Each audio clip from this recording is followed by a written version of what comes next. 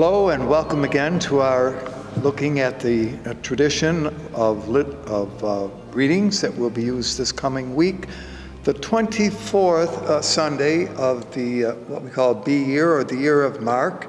And the readings chosen will be first from Isaiah 50, verses 5 through 9a, from the letter of James, chapter 2, verses 14 through 18, and from the Gospel of Mark, chapter 8, verses 27 through 35. Now, as I have mentioned frequently, what I'm hoping to do in many of our talks here is to get a sense of the first Gospel, or the Gospel according to Mark. And so some of the material that we hear on Sunday, from one Sunday to the next, has been left out in between in order to kind of get a pattern that the liturgist had developed. And so this time we're looking at the 8th chapter of the Gospel of Mark, which is generally believed by most who look at Mark's story as the centering chapter and the centering event in this particular chapter for the whole of the Gospel. In fact, things will change, as we will mention as we go along, from what Jesus has been doing up to this point to what he will be doing from this point on. In fact, it's generally believed that although Mark seems to have divided it into two parts, one could develop the story of Mark's gospel into three sections. The first section would be the first 8 chapters, and then the second section would be what is known as the journey pattern. And we will see that that journey pattern begins in this gospel, in this chapter of the gospel, and ultimately ends when Jesus enters the city of Jerusalem, and then that will be the third section. So that's another way in which those who kind of look at the style of Mark divide his work. So chapter 7, as you remember, is where we ended last time. Chapter 8 begins, and so we're going to fill in. Keep in mind that what we're looking at this time in our weekend reading is verses 27 through 38. But what happens in verses 1 through 26, which are skipped? And so that's what I'm going to back up a moment and have us look at. Chapter 8 begins, and it's the first verse through the 10th verse, with a second feeding story of a large number of people by Jesus.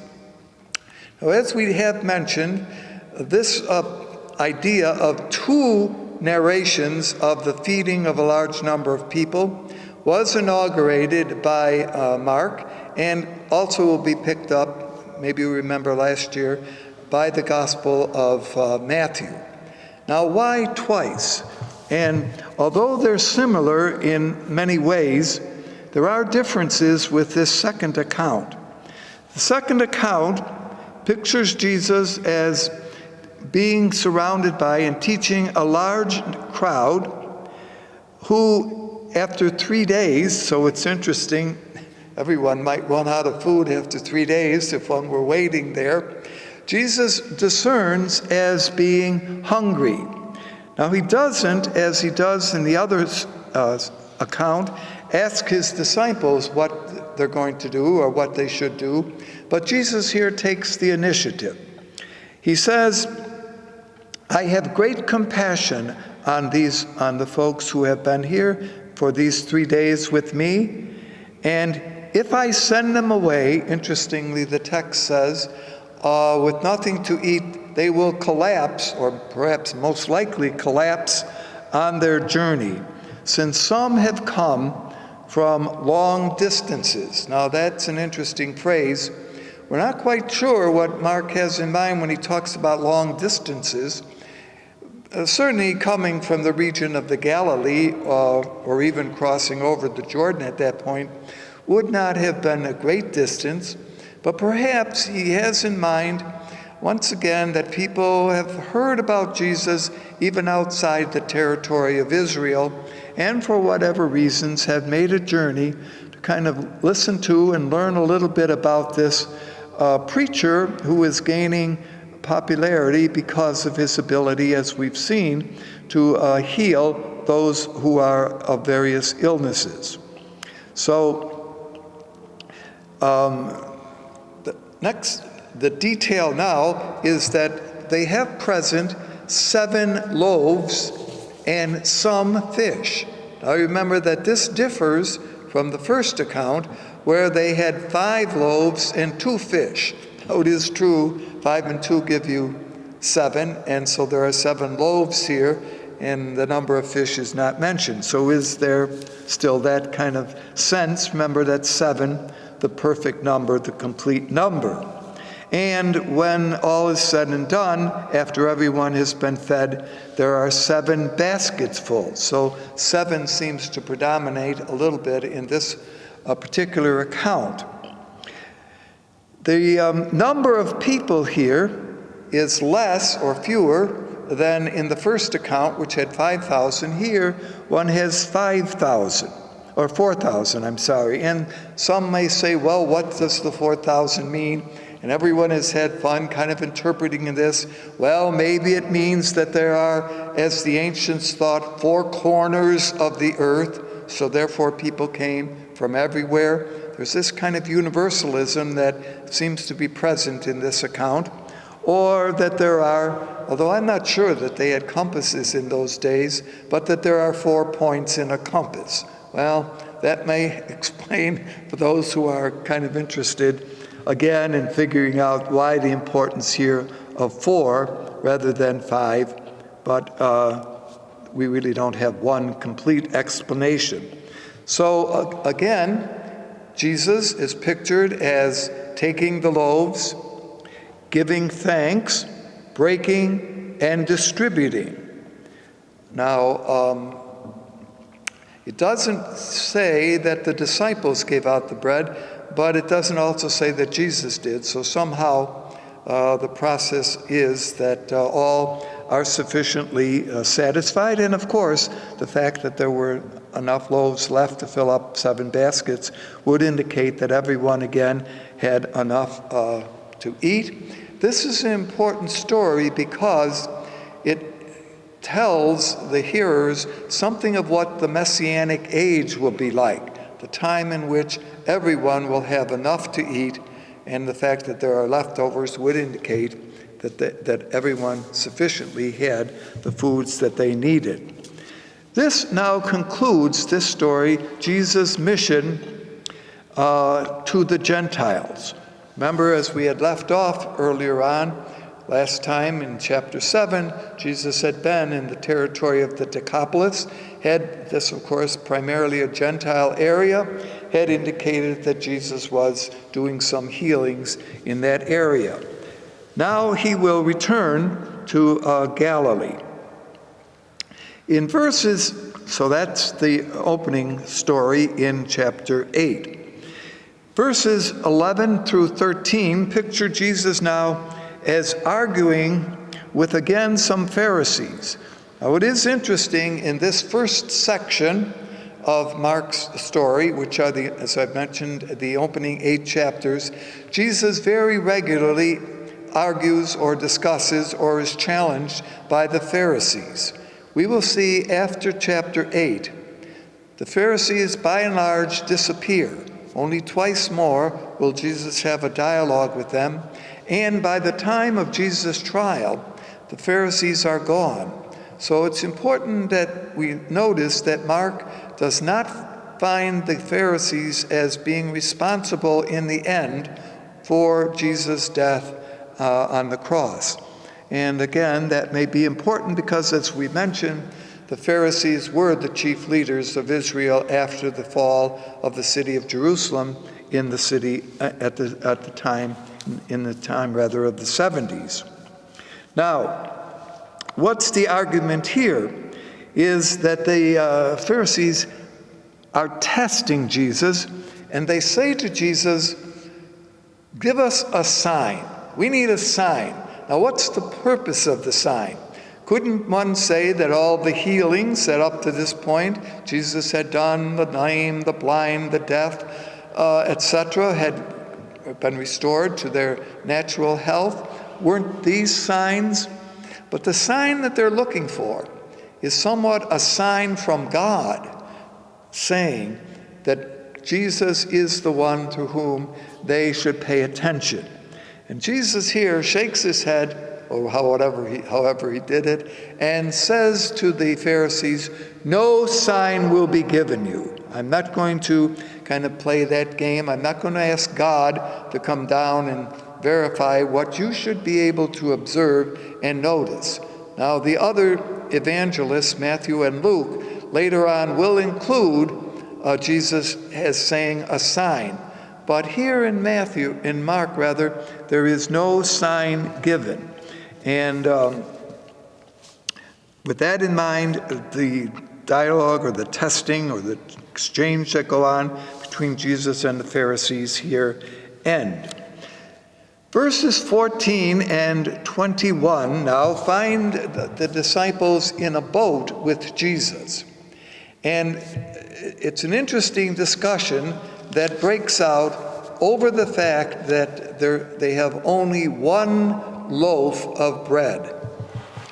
Now, what's the point that they have only one loaf of bread? Aren't they going to get hungry? Has somebody forgotten to take loaves? And the disciples seem to have, and this is what this little section now of Mark's story is all about, seem to have forgotten or misunderstand the two events that have preceded bread stories, namely the feeding of the 5,000, the feeding of the 4,000. And this misunderstanding on their part of the bread miracles is typical, as we've noted a number of times in Mark's story, that the disciples are very slow to catch important meanings to things or to understand important things. In fact, Jesus then, in the course of this discussion, you can check this out, it will not be in the reading that we hear, warns his disciples to beware of the leaven of the Pharisees.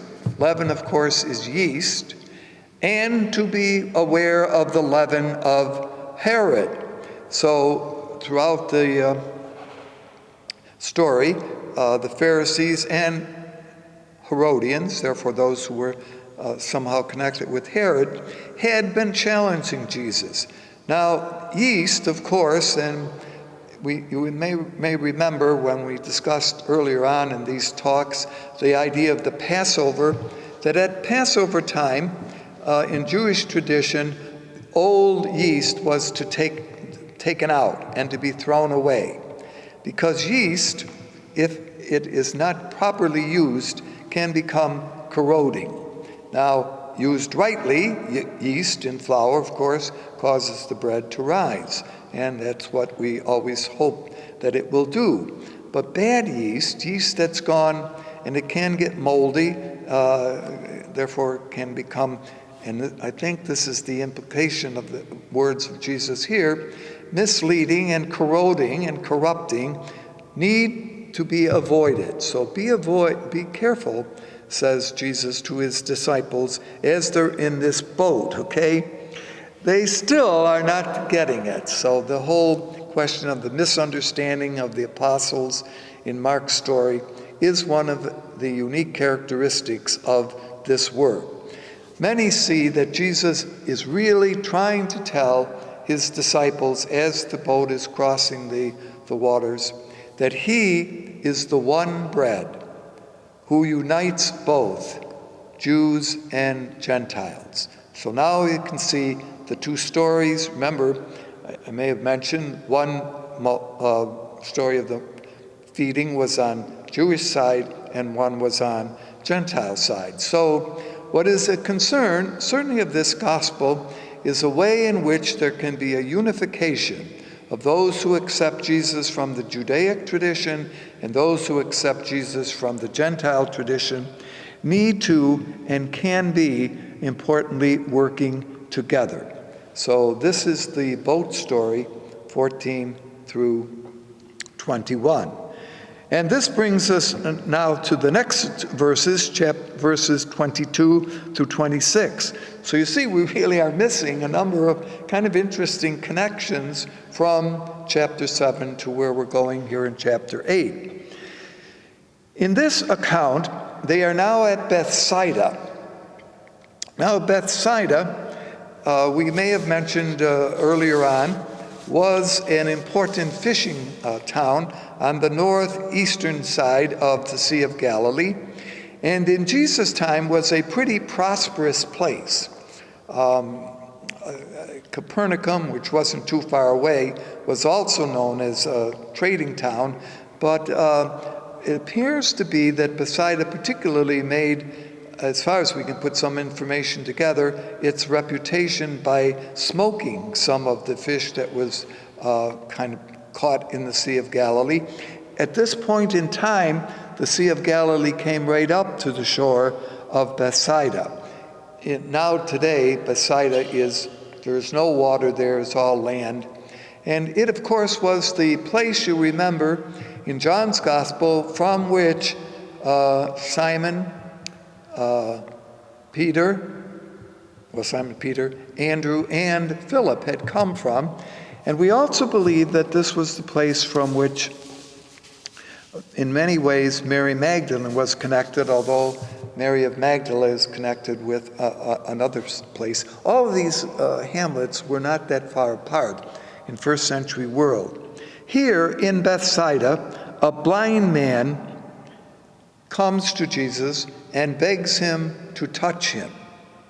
Now, again, this is one of those stories in which Jesus is pictured as a healer, takes the man outside, again, wanting to minimize the kind of exposure of what he is doing, and does things that are similar to what we heard last time with the deaf man, spits, places the spittle on his eyes, and lays his hands on him. And then says to the man, "Can you see anything?" And the man says, "I see humans, but they look like trees." So apparently his sight is not perfect here. And so Jesus goes through the gesture a second time and then says to the man, when he wipes that away, "Can you see?" And he says, "I can see clearly now." So it's one of the few cases where Jesus' first attempt at a healing seems to be incomplete. And in that sense, it is the only time that this story is told in the synoptic tradition. And maybe it was an encouragement to Mark's audience that we may not always be successful at our first attempt to believe in Jesus. Maybe it takes a little more time, a little more reflection, a little bit more prayer. I suppose you can make many other homilies about this, but it is an interesting story that the man can see again. So the fact that that word is mentioned would indicate that at one point the man had been able to see. So he had lost his eyesight. Otherwise, how could he make reference to people looking like trees if he had never seen a tree? So there's a lot that, when you kind of break down these little sections and to look at, are at work in the gospel, and certainly in this gospel. Now, this is followed by the fact that a series of questions are asked by Jesus of his disciples. And back up a moment with regard to, remember that the boat story and the bread story. Jesus asks, and somebody's counted these, 8 searching questions. Why do you suppose that it is we have no bread? Do they not understand or grasp what has happened? Is the heart of you still hardened? that phrase is used. Do you have eyes and not really see? Do you have ears and not really hear? Don't you remember, says Jesus, when I broke the 5 loaves for the 5,000? How many? 12 baskets. For the 7, 4,000, how many? 7. Baskets left over, 7. And then Jesus concludes by saying, and still you do not grasp what has happened. So maybe it's important to notice, as we're now ready to enter to the next part of this chapter, that although the disciples have been witnessing to all the healings and teachings and events that have happened in Jesus' life, as is again so often the case, are not quite able to put, as it were, 2 and 2 together and believe in Jesus. Or they believe in Jesus, but certainly not in who he is. This brings us now to verses 27 through 38, which all of them, except a couple, are going to be heard this weekend. They are now traveled north to the area of the villages of Caesarea Philippi. Now, Caesarea Philippi is a territory just outside of Upper Galilee, so named the settlements, so that there were a number of villages apparently surrounding a larger city. Now, the city seems to have been located on the southern slope of Mount Hermon, which is the largest mountain in that whole neck of the woods, and is also near the source of one of the rivers that form the famous Jordan. It's therefore at the northern tip of the land of Israel. There had been a city there, going back a number of centuries, dedicated to the Greek god Pan, P-A-N, and was known as Panion. And in fact, when one comes to this district today, we may have mentioned this earlier on because it's also found in the gospel tradition of Matthew, whom we looked at last time, but there are some differences here which are worth considering. But there is a great mountain, kind of looks like a mountain, and when you look at it, there are a number of little caves in it, and in one of these caves was a shrine in honor of Pan. Pan is known as the healer, the Greek god of healing. Well, Panion was the city that the then ruler, Philip, decides to redo the city. And he cleverly renames it after all, he's from that family and wants to give honor, it calls it Caesarea, in honor of Caesar, not only his own family, but more importantly, the family who was running Rome, and his own name, Philippi. And so it's called Caesarea Philippi. And so he renamed it. You can see what's at work there a little bit. As they are in this district now, we're not sure that they really came to the city, but they're in the area of Caesarea Philippi. Jesus says to his disciples, "Who do people say that I am?" And they say, some say Jeremiah, some say John the Baptist, some say Jeremiah or one of the prophets. So Jesus is getting a sense of what exactly, now that he's been doing all this healings, and certainly his disciples have been listening, what are people saying? Who do they say that I am? And so they kind of report back. One could see that John the Baptist, of course, who had been beheaded by Herod, is he back again? Is this Elijah who was supposed to return? So could that be who Jesus is? Well, those are suppositions that apparently were floating around. But now the question Jesus poses to the disciples is, "Who do you say that I am?" And Simon says, "You are the Messiah." Now that's all that he says. Notice that one reads in other accounts that they add to this. All right? And Jesus now, so he doesn't really comment much on what Peter has said, now says, and this is the first of 3 predictions, which will be part of what is called the journey story. So this is the turning point. The turning point is the proclamation, Jesus is the Messiah. But what does that mean? What does it mean to say that Jesus is the Messiah? And he says, well, we're going up to Jerusalem where the Son of Man will be handed over, will suffer, die, and be raised on the 3rd day.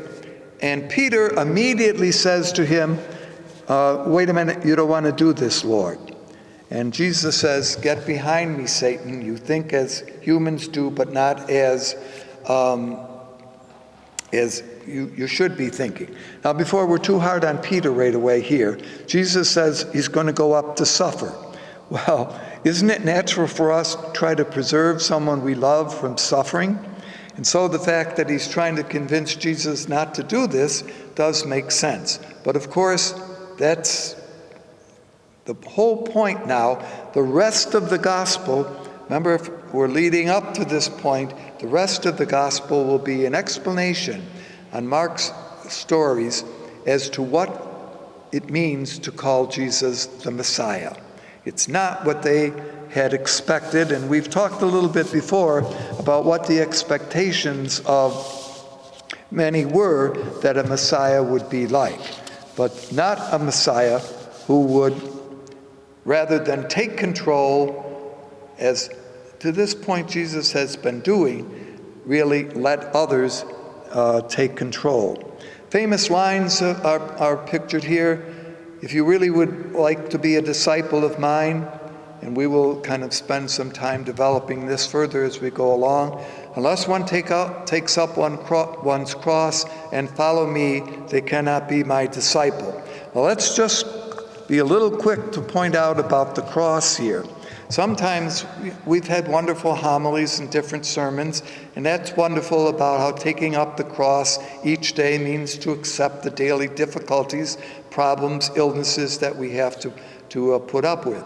But that's not what's at work here.